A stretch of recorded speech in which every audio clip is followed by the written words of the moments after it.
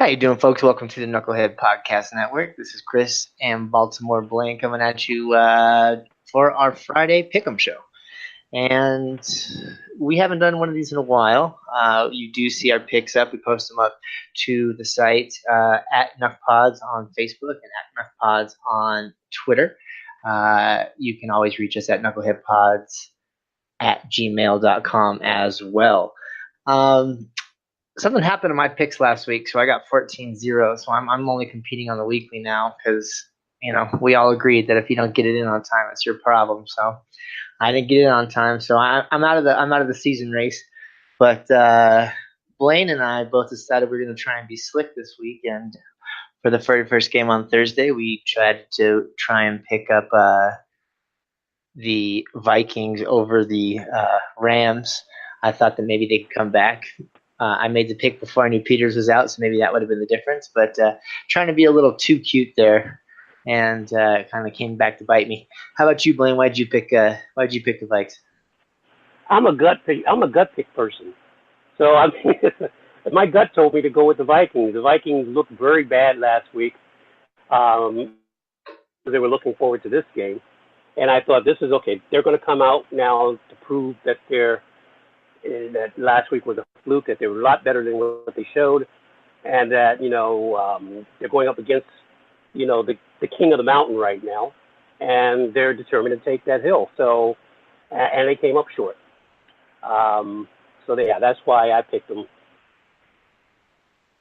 Yeah, I mean it's kind of I guess you call the gut pick. I was kind of a little more calculated in it, but either way, we're both wrong. And the rest of our crew, Shane, Hirsch, Coach Thomas, Luis, all of those guys got it right. So well, the one thing I will tell you, Chris, Jared Goff is real. Yeah, there's no doubt about it. I think we kind of figured that out last year, but this year especially, I think he's real. So what I'm going to do here is I'm going to kind of look up some of the injuries for each game, and then you can give me your thoughts on what you think, and I'll close out the game. We'll move on to the next one. So first of all, we're going to go down to Jacksonville, and the Jags, who looked great on defense, and Blake Bortles looked absolutely horrible last week. For some reason, they could not get out of their own way, and they lost to the Titans, who we'll get to in a second. The quarterback can't throw. I mean, it's an absolute mess. But the Jacksonville Jaguars have some pretty big injuries, and that Leonard Fournette, as of today, from the official side of the Jaguars, is questionable with a hamstring. And DJ Hayden, their slot corner, who's going to be going against Quincy Enunwa for most of the game, is out. And I think those are really big injuries. The Jets, on the other hand, they don't have – I mean, they have a lot of injuries, but they have some backup safeties, Middleton and May. Buster Skrine is one of their starting cornerbacks. That's a problem for them. But besides that, they're coming in. They're pretty healthy. It is going to be in Jacksonville. What do you think about this game, bro? I think what you're going to see is a good defense go up against a better defense. That being the Jaguars having a better defense in Jacksonville, so they're going to be at home. Sam Darnold faces another even tougher defense. For the second straight week, he went 15 for 31, 169 yards, no touchdowns last week in the 21-17 loss to the Browns in Cleveland. And things aren't going to get any easier this week for him. Yeah, Todd Bowles, by the way, is I'm sorry, go ahead. No, go ahead and finish out your thought, and then I'll jump in. Todd Bowles, by the way, said that he's going to get more involved in the defensive play calling and the 2-minute slot situations. That's according to news. Okay, I think you said that Todd Bowles is going to be getting into the 2-minute sub packages, which he was one of the better defensive minds when he was with the Cardinals as far as sideline presence. So I think that might be good for him. I think that, like you said, Sam Darnold just can't catch a break. He's facing a lot of tough teams, and I just don't think that the rookie's ready to play against this Jacksonville team. However, if you can only score 6 points in the NFL like they did last week against the Titans, even a team like the Jets, I think the Jets are better than the Titans. except for on the defensive side. We'll get to that when we get to Titans. I think that anyone can beat you, but I think that they pick it up just a little bit this week, and Jacksonville pulls it up. How about you? I'm going with Jackson. Thinking back here, Chris, last season, I had that pattern. I lose with this team. Yeah, is that kind of quarter. It's on the next week, off 1 week, and see if that pattern continues. Okay. So next we're going to go to a team that is on the way down, and a team that we're about to see how real they are. We got to look at Miami and New England. Miami is coming in undefeated. New England is coming in looking like not themselves. They've pulled this a few times in the beginning of a couple of seasons and gone on to the Super Bowl. So it's not time to start ringing the alarm bells yet for New England. I remember when they got thumped by Kansas City and everyone thought they were done. Then they went back home and put the thumping on a few other people. This might be that Dolphins game. I think this game is actually going to be a little closer than people would like. They have one more game left in Edelman's suspension. Josh Gordon is coming out this week. They just had to put Rex Burkhead on the IR, so he's out for the season. And Miami's coming in pretty fresh. New England has some defensive issues. But with all that said and done, I'm not quite there yet to believe that New England has hit the wall or that Miami is as good as their record appears. So I'm going to say that New England pulls it out barely. I agree with you. I'm going to go with New England. The last thing they want to do is go 1-4 and fall another game behind their division rival who's 3-0, or would be 4-0 if they lose this game. Patriots are back home now.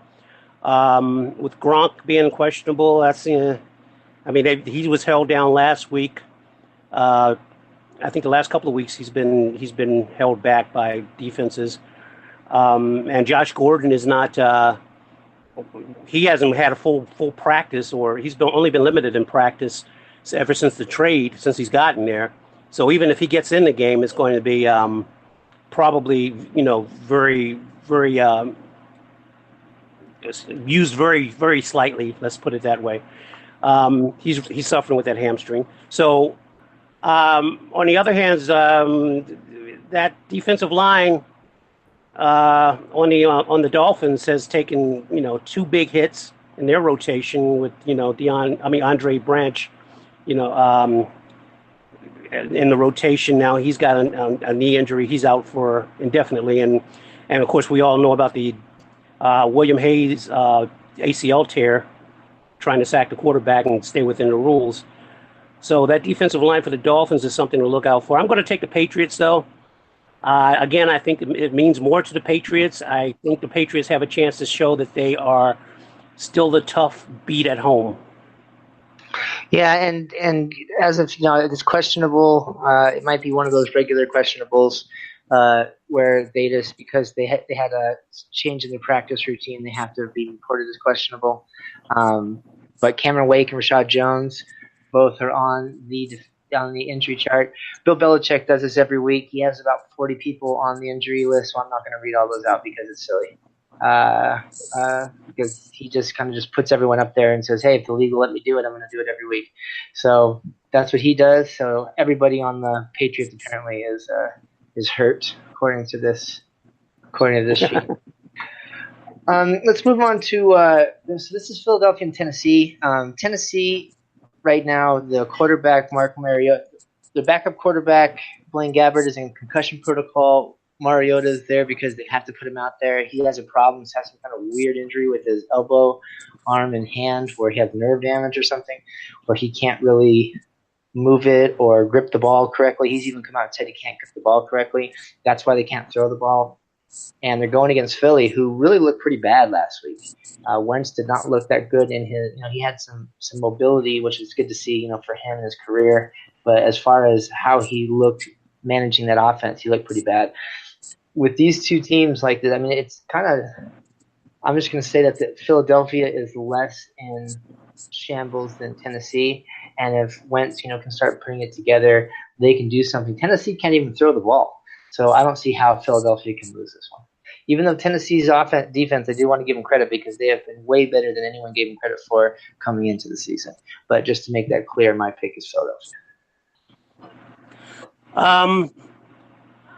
I'm going to say, I agree, but actually Mariota was serviceable when he went in last week.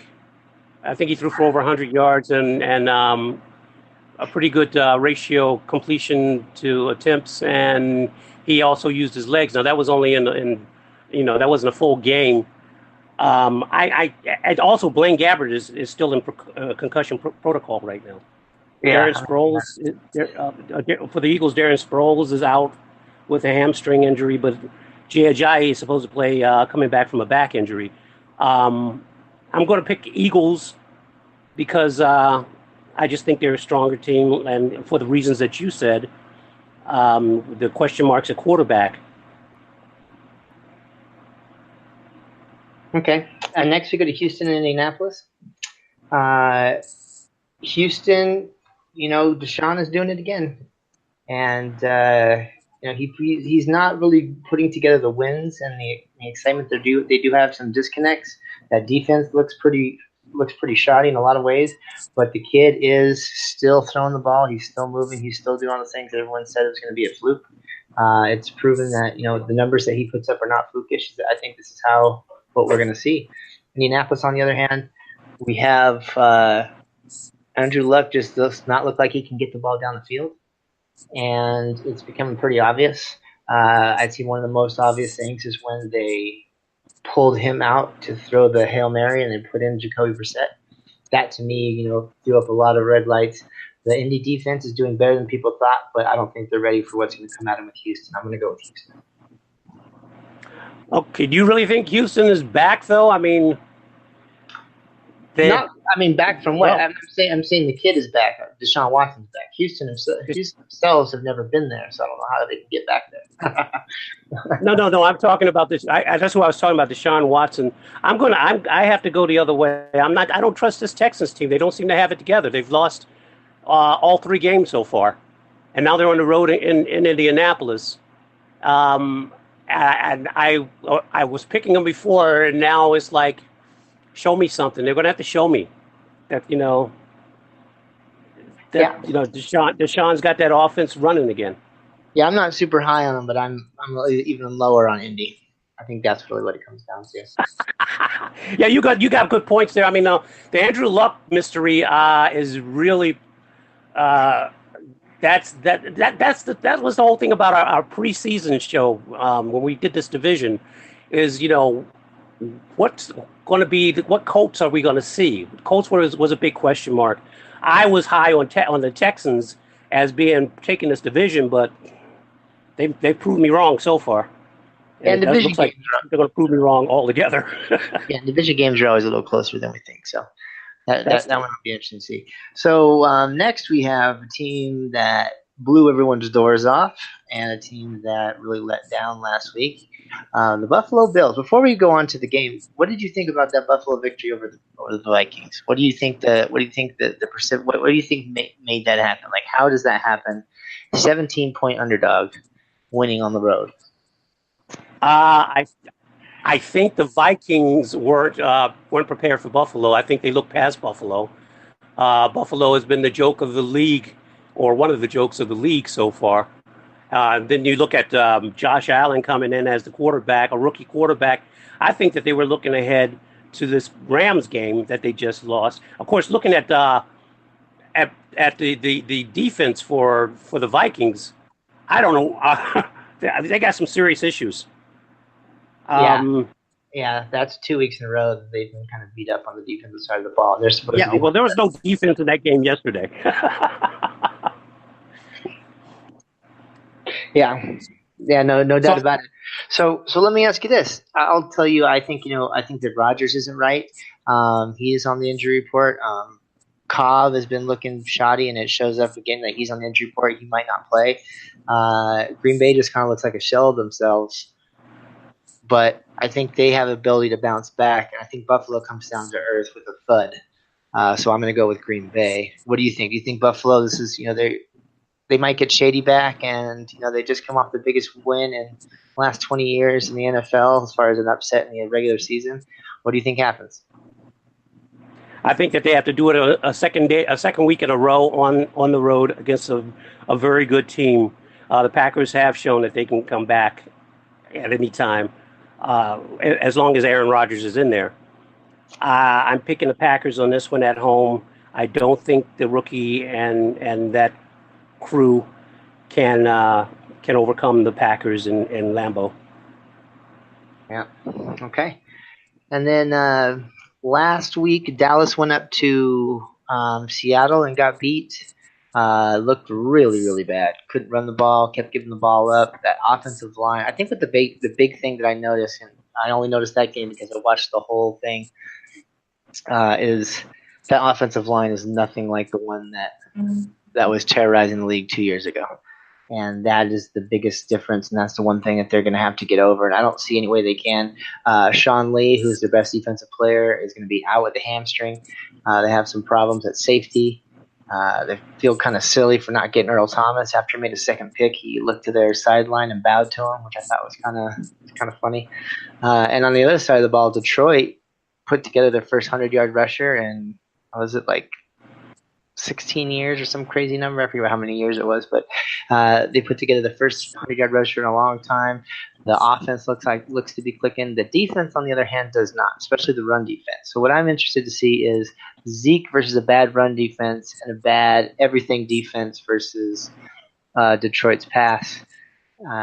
Dallas is going to try and slow down the game and use Zeke and first downs as their defense. But if they're not getting those first downs, which I'm not sure if they're going to, then you're going to have to put the ball in Matt Stafford's hands, and I think he'll carve them up. So I'm actually going to go Detroit on this one.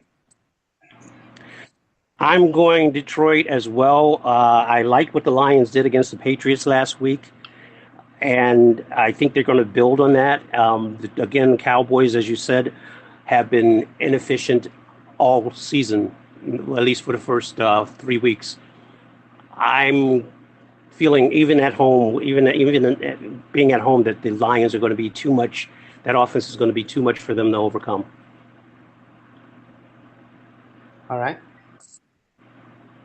Now, we saw a fantastic game last Monday where we saw Tampa Bay and Steelers. Maybe not a fantastic game in the fact of how many penalties there were, how sloppy it was, bad defense.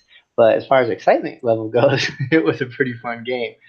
They have to go into Soldier Field, the Tampa Bay Buccaneers, and go against the Greg Roman defense, which is not super flashy, but I think is going to absolutely shut them down. I'm using Chicago in a lot of my fantasy stuff here. I think that Fitzpatrick's going to throw some picks. I think they're going to be able to get some pressure on Fitzpatrick because they haven't done anything to shore up that offensive line. I like Chicago to win this pretty handily. And I'm going to go the other way. I'm going to go with the Buccaneers. Even with that, for one, I just don't trust Trubisky. I'm not on board with Trubisky yet. And I think Fitzpatrick still has that magic. I didn't like the way that he looked last week, but then again, they came within 3 points of tying that game, even as bad as he was playing. So I'm gonna roll with the Bucs on the road. I just don't think the Bears are there. Although not far. I mean, I just feel my gut feeling, again, gut pick, is the Buccaneers, so that's what I'm going with. Okay. So, yeah, good. At least we have some separation on this. So we can have some differences so we can make sure that one of us comes out on top here. Next game, I think, is going to be an absolute shootout. The Bengals are going down to Atlanta. The Bengals have shown, I think their defense is a little underrated, but they're really, they have some holes in Atlanta at home on the turf. Is Matty Ice on the turf is a dangerous thing. Atlanta, on the other hand, is down linebacker. They're down Keanu Neal and their other starting safety. They have a bunch of problems in the middle of the field. tight ends and pass catching running backs are eating them alive, which are two things Cincinnati has in full. It's going to be a really interesting matchup. What do you see going on? And no Freeman and no Mixon. So it's going to be Gio Bernard and Tevin Coleman going at each other as starting running backs. So what do you see happening in this? Because I know you're an AFC North guy. Do you think the Bengals can go down and pull it off? I think the Bengals are going to squeak it out with another one of those lucky interceptions or fumbles at the end of the game. They always seem to get the bounce. That frustrates me about that team. They get these wins off of these weird-ass plays at the end of the game. The Bengals have shown that they can win on the road. I think they're a better balanced team than the Falcons. Although Ridley, I like what Ridley did last week. I mean, they're double teaming Julio Jones and Ridley's breaking free, and but then that's the offense. The defense is still so. So I'm going to say the Bengals are going to squeak it out in Atlanta. Okay. Next up, down in Phoenix, we have my Seattle Seahawks going against the hapless Arizona Cardinals. And before I talk about the Seahawks, I'm now even let you just talk about the Seahawks. What the Arizona coaching staff is doing down there is absolutely atrocious. Capped off, I won't get into the full rant, but capped off with the fact that on the third and short play, the most important play of the game, you have David Johnson on the bench, have your backup running back in there to run the ball, and you run a stretch play to a perimeter run play on 3rd and 2, and with David Johnson on the bench. I mean, it's just an absolute shit show down there. They're going to let the rookie Rosen come out and give it a shot, try and start his first game. He's going to play his first game. Seattle defense, well, people love to tell you about how it's not the same defense. On the passing game, you have Earl Thomas back. They're looking a lot better. They have a number of takeaways. They're third in the NFL in takeaways right now. I think that they have some things that are starting to click. Not saying that they're the Seahawks of old, but I think they can click better, good enough to beat an 0-3 team starting a rookie for the first time with the coaching staff that doesn't know how to get out of its own way. Lots of injuries on the offensive line as well as their defensive tackles. They have 3 defensive tackles out. Chris Carson ran for over 100 yards and a touchdown last week. Looks like they finally found a bell cow back there in Seattle. I think that Seattle and Russ go down there and beat them pretty soundly.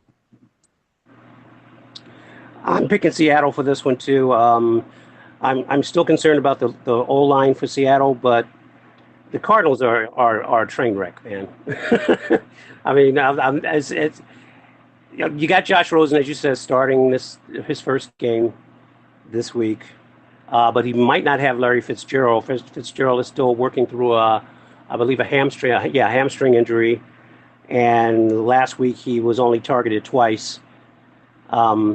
Josh Rosen we'll see. We'll see what happens with that. I think that Seahawks is just the better team. The Cardinals are probably the worst team in the league, in my opinion. And Seahawks. Seahawks all the way, yeah, and they're doing they're doing some things better. Everyone keeps talking about the offensive line, but I don't think the people that have seen it, that's like one of the things that they actually are looking a lot better at. Dallas came in with I think it was averaging 4.5, 5 sacks a game. Seattle only gave up 2 last week, so they're looking a lot better. They get Doug Baldwin back this week, which is a huge plus. So we'll see, but I think that this is a good building block for Seattle, and I think that Arizona is kind of in the middle of a toilet bowl season. So here's an interesting one. Here's one I want to really get your opinion on. I wish we had Shane on to tell us why I'm crazy about this, but we have Cleveland and Oakland. And another rookie making his first start, even though he played most of the last game and looked absolutely phenomenal. This time he's going to be ready to prepare for him in the Oakland Raiders. I think that the Oakland Raiders still are just an absolute mess, especially on the defensive side of the ball. I think that Cleveland and all that talent and all those first-round picks for after years and years, they're all starting to stick. I really like Cleveland. Even in Oakland, I think that they're going to be able to go in there and pull it off. Cleveland's coming in healthy. They got Hyde. They got Njoku. Oakland has a problem with tight ends. They have Njoku there, who's an absolute stud. Callaway, who had 10 targets last week, should have had a couple of bombs. He and Baker Mayfield were on the second team together. The kid looks like an absolute star in the making. I think that they can do something with him. They got Jarvis Landry. That defense is playing lights out. I think that they're going to go into the black hole and beat them. I'm going to go opposite on that one. And I hear what you're saying. And this one I've been going back and forth with, and I finally had to make a pick. And you got the Raiders at home, a winless Raider team, desperate Raiders team at home. The last two games were close games. They just lost week 2 to Denver by a point, and then Miami by 8 points. And both of those were on the road. So now they're back home. You got Baker Mayfield coming in, start his first game as a rookie and on the road. And as you said, they may have enough tape on him now to plan for him. I just feel like the Browns might come up a bit short with the desperate Raiders team here, even though I think the Browns are the better team. Yeah, well, you know what the Raiders need? It's a pass rush. Oh, why don't they have a pass rush, I wonder? I don't know. Maybe because the $100 million man couldn't come up with any more money to pay one of the best pass rushers in the league. Where are you staying? I want. I'm ashamed. Where's Shane? Yeah, where's Shane at? Shane would have something to say about that, but he'd be wrong because that was a stupid move to let him go and not pay him. And the Bears are in that, and he just completely changed an already good defense. I mean, he's a game changer. He's an absolute game changer that was misused under what's his name, the old head coach, and now that you have a chance to have the best defensive player, one of the top 2 defensive players in the league on your team, and you let him go to be stubborn. I don't get it.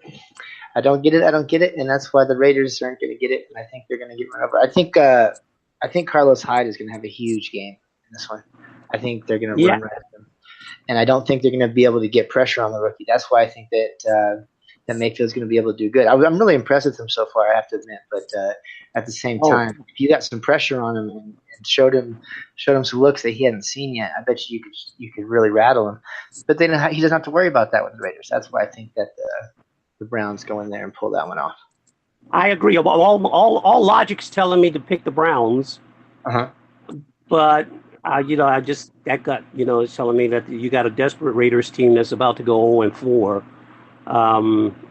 If they don't pull this out at home. So that's why I went with the Raiders. I gotcha. Well, I can roll with that. So next one is another one that looks like it could be a good game. These two, when they get together, they do tend to shoot out New Orleans and the Giants. The Giants had a lot of potential, but last week they showed us that they can really put together a coherent offensive plan and execute it. And I think that they're starting to come around. Saquon Barkley is as advertised. That kid is just a monster. You can tell that he's going to be one of the next studs in the league. You have Shepard. You do have some injuries. You have injuries to Ingram, and some of the other receivers are banged up. So you're going to see a lot of target share to Saquon Barkley, to Sterling Shepard, and to OBJ. It's going to be really focused. And the New Orleans defense has looked absolutely atrocious all year. They're giving up so many points, starting with Tampa Bay all the way through. I mean, last week they had to play Atlanta, but they just gave up everything. Luckily they have Drew Brees to try and come back, but that doesn't work all the time. And there is something. This is not just like a myth. This is something since Drew Brees has been in New Orleans. Drew Brees on the road outside are by far his lowest. There is a huge drop-off on his productivity. Alvin Kamara is a freak of nature also. So this game is going to be one of those really exciting ones. It's going to come down to the last pass. I'm actually going to go with the home team. I'm gonna buck the trend. I'm going to go with the Giants. Ooh. I'm going Saints. I think I believe in the Saints more than I believe in the Giants right now. You're right. The Giants have some things coming together, but when it comes down to it, I'm going to go with Breeze over Manning, and that ground game. That defense is not as bad as it looks or as it's been performing, and I'm just feeling that they're going to come around. That and this is a game to do it.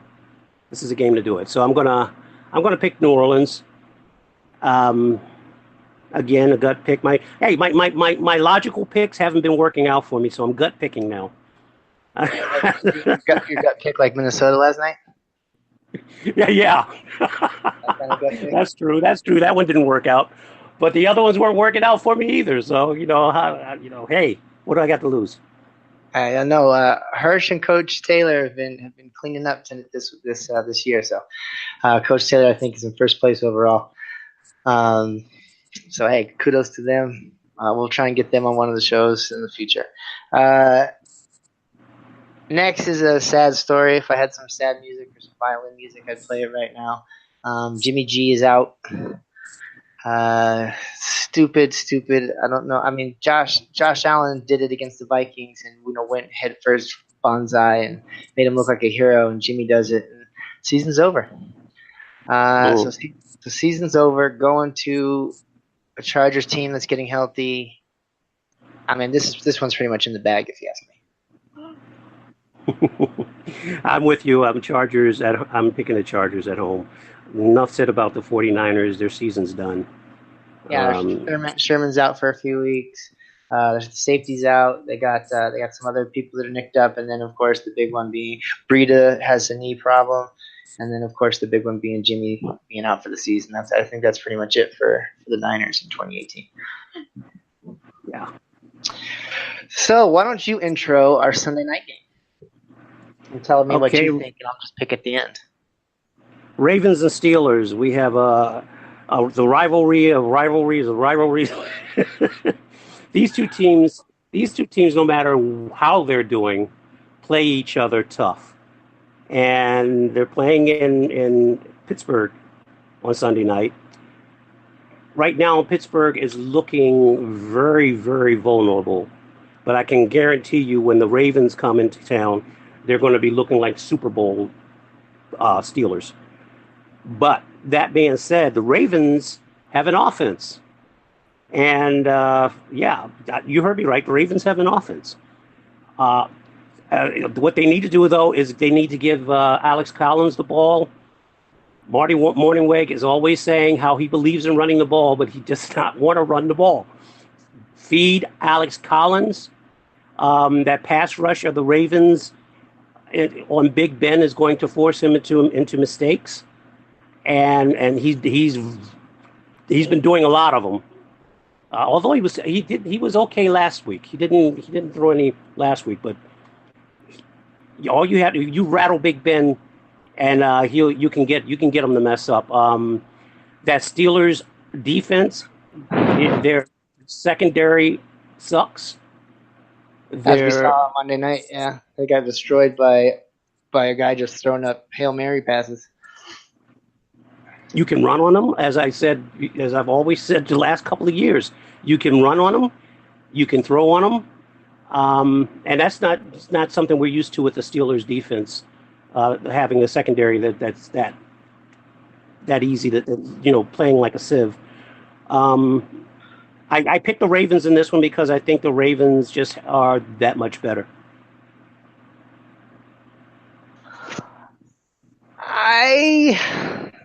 This is a tough one because the Steelers are back home, and I really want the Ravens to win. I think they have everything, but I just see because I think that Baltimore is going to win at home, and I don't see one team taking this series. I'm just going to go with the fact that I think that the home team is going to win both of these games this year. So I'm going to lean with the home team, and I think Pittsburgh kind of put something together just a little bit. I think that they're going to get back. Something I forgot to mention when we talked to the Jets is that the Jets have made a formal offer to the Steelers for Le'Veon Bell. Yeah, they did. And if any place makes sense, I think that place makes sense for this whole thing to end. Is the end of the Jets lap. But to make sure that's clear, I'm going to end up going with the home team. I'm going with the Steelers. And I want to point out that with these two teams, they've had it where they've won in each other's. I mean, they've split their series before where they've won in each other's home on each other's home turf. That's not uncommon. Joe Flacco loves playing in Pittsburgh. Unlike Cincinnati, he struggles in Cincinnati, but he plays in Pittsburgh. And Ben Roethlisberger plays in Baltimore. Plays good in Baltimore. So. Yeah, but I see what you're saying, that it's unlikely to split. But this is I think the Ravens. I'm pulling for my Ravens. I'm feeling strong about my Ravens. I think they can beat the Steelers this year. Well, I have no doubt you're going to pull for your Ravens. I'll be pulling for your Ravens too to win. Just in pick 'em, I want to try and win this week. So it was kind of a toss up, and I was actually going to change to the Ravens, but we all made a deal that we can't change. So I'm going to stick to it. Yeah, I believe that's it. So I'm going Steelers. Oh, Monday Broncos. Night. I said, yeah, I'm going Steelers. I thought you were saying that was for the games. I'm sorry. No, Monday night. We can't forget Monday night, because Monday night we have a divisional game. We have a barn burner. We have one of the hottest young arms in the league, going up to one of the most difficult places to play. I talked about this in week 1 when I picked against my Seahawks in Denver. There's something to altitude in September on that field, and I think they're 48, and I think they've lost 8 times out of the last 52 games, something like that. So I am kind of torn, because I don't really see how people are going to beat Mahomes right now when you don't really have an offense that can stand toe-to-toe with him. And as much as I love my stats, I love my mile high stat, I love all that stuff, I don't feel comfortable of going for anybody except for the Chiefs. I think the Chiefs just have too many weapons. They're too fast. It's going to take the teams a couple of weeks to get some tape on them to figure out how to slow these guys down. I mean, they will figure it out, but right now, no one's figured it out. And it's just fun to watch. And that game, I can't wait to get my popcorn, sit down and watch that game, because I think that game is going to be absolutely awesome. But I'm going to have to go with the Chiefs and go against the mile-high September trend. You tricked me there. I thought you were going with the Broncos. I'm going with the Chiefs as well. Mahomes is on fire. I love what Case Keenum brings to that offense in Denver. They got a quick start on Ravens last week, but then the Ravens shut them down. The defense just shut them down in the second half, and Joe and the offense came back. I think Mahomes is going to dominate this game from the start, though. I just don't think the Broncos have enough to stop him. Okay. Well, what you're going to get is you're going to see all of our picks will be posted up. We will post them a couple of different places. You can find us always at NuckPods on Facebook and Twitter. And thank you so much for listening tonight. And we will talk to you guys live on Mancini Sports on Tuesday. Bye.